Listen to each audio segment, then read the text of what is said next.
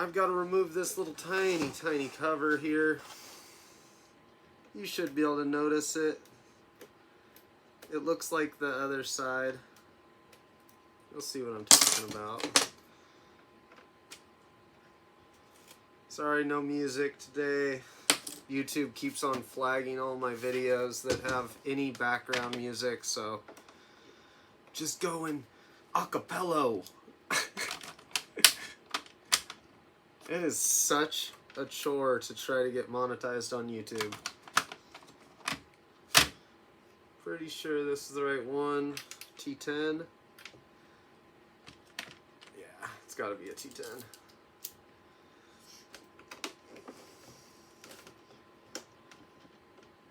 This one was never taken apart. The screw is super tight. These little pill containers work great for organizing your screws. You can find them at yard sales, thrift shops. It's the best thing I've been able to find. It's so nice if you're working on a project and something doesn't go right. You can just keep the little pill screw container with the console. a lot easier. Like, I'll do one that's just my outside screws. Keep everything separate. I think you just lift up on one of these sides here. It kind of depends if your system's been taken apart before or not. There we go. Just slides forward slightly, but then it tips. Yeah, it tips like that. I couldn't remember if there was a cord or not that I need to unplug.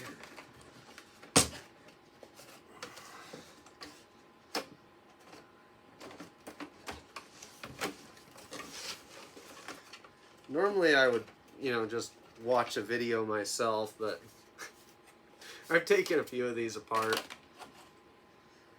And this one has this weird connection here, and it's not the same size.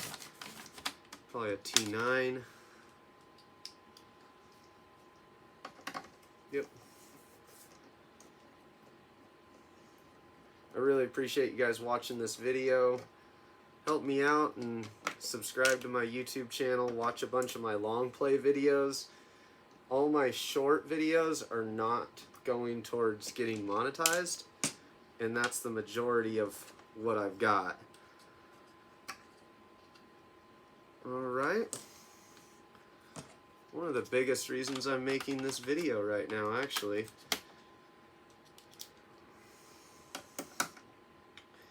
And the type of screws they have for, because you don't have to remove all these screws to get the top shell off, but all the long ones, and you can actually still use these, you just have to have them sticking out a little bit. So if the screw has a rounded edge, those are the ones you just leave in unless you're removing the motherboard. You do have to remove these if you want to get your hard drive out. On this system, I need to take the disk drive out and dust it out.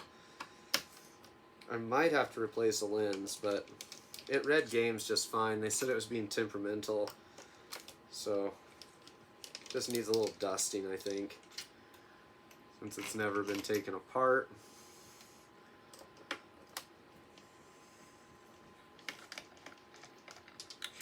They have more of a square edge on the longer screws. That's how I'm able to just jump around all those really quick. I don't think any of these other ones really matter, but there is a ribbon cable that connects this circuit board to the top here, and it's got the smallest little lever on it. Okay, so it's not the black side on this one.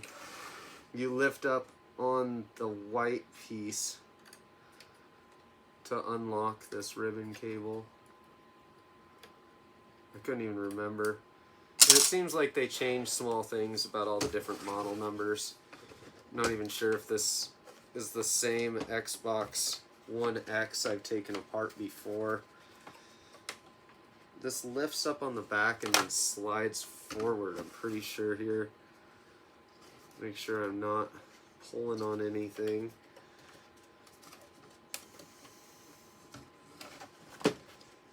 Yeah, there we go.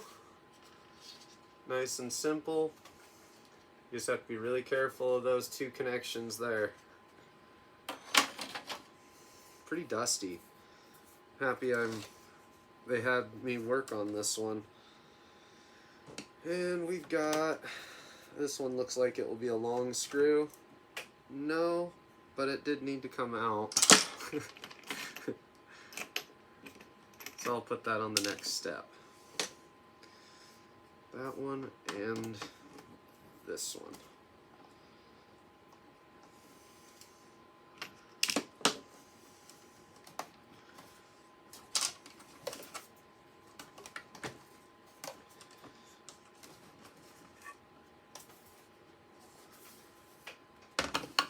It's the side that stays down. And I had to pull on this plastic just a little bit to get past the cushion. There's all this fuzz, so you have to kind of move the back plastic out of the way slightly. Pretty easy. You know, just try not to force stuff is my rule.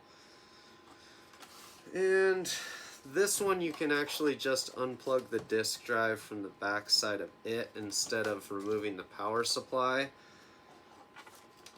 Probably will anyway though. There's my disk drive. All the rest of this is pretty simple. If you want to get the power supply out, I'm pretty sure it's just these couple screws off of the bottom of the system. And the hard drive has 4 screws under it, but I need to get into this disk drive. It looks a little dusty, and main problem with this console.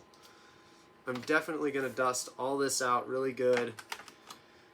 I'm not going to film it in this video, but check out some of my short play videos. I might post a video of just dusting it out.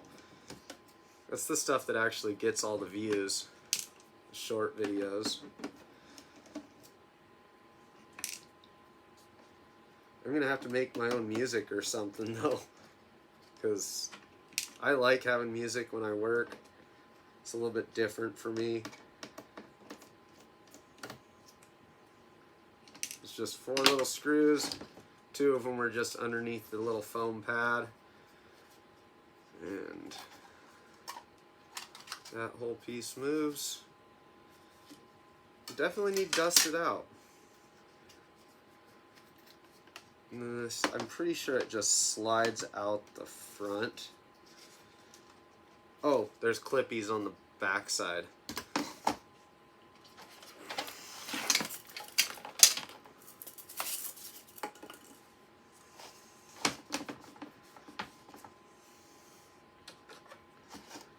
Just any kind of little pry tool.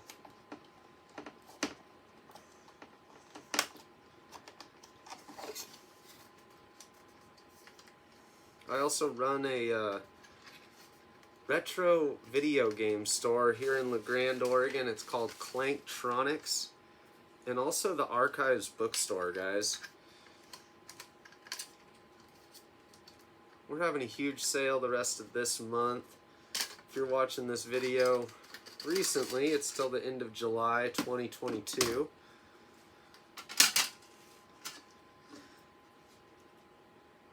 Pretty sweet. I love taking this stuff apart. It's so much fun. This one doesn't even need realigned or anything, but I am going to take a Q-tip and clean this roller. A really common problem is that the roller will get dirty. This is like preventive maintenance here because they were having a disc read issue, not like a disc eject issue. So, but this would become a problem if I didn't clean it. feel like a lot of electronics repair guys will do the bare minimum so that they have more work to do later, but I hate having a console come back in right after I fixed it for another issue. My rule is we always test everything after we get done putting it together, even if we change the smallest thing.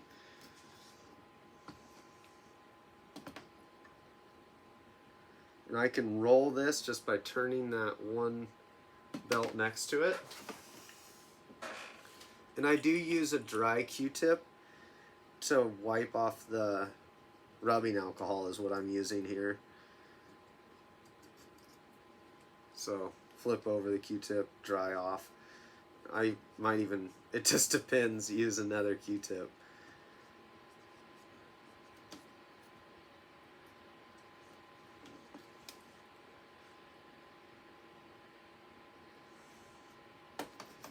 I think that's all that they had wrong with this, is just really needing dusted out really bad.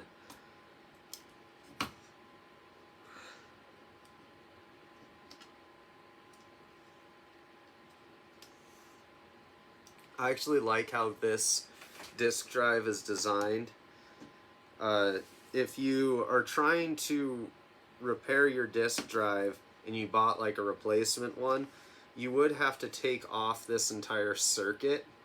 It takes 2 solder joints here and all these clip little ribbon cables, and that's got the it's specially coded to the motherboard. So if you're looking at trying to fix one of these yourself and you don't have a solder gun, you might need to buy one of those to even work on it. But that's all I'm going to show you guys today. I'm going to dust this out on a separate video. Thanks a lot for watching, guys. Be sure to follow me, subscribe.